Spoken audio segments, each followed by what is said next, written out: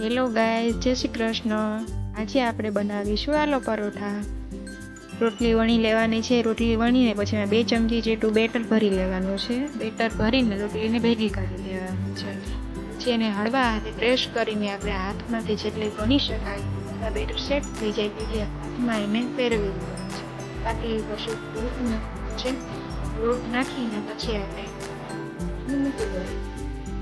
બેલણ લઈને વણી લેવાનું છે. જેટલું આપણે હાથેથી વણી શકાય એટલું વણી લેવાનું છે. ન વણી શકાય પાટી લઈને ફેરવી શકો છો. જેથી કરીને ઘી અથવા બટર ઘીનો હવા ઉપર શેકી ફેરવી દેવાનું શેકી દેવાનું છે.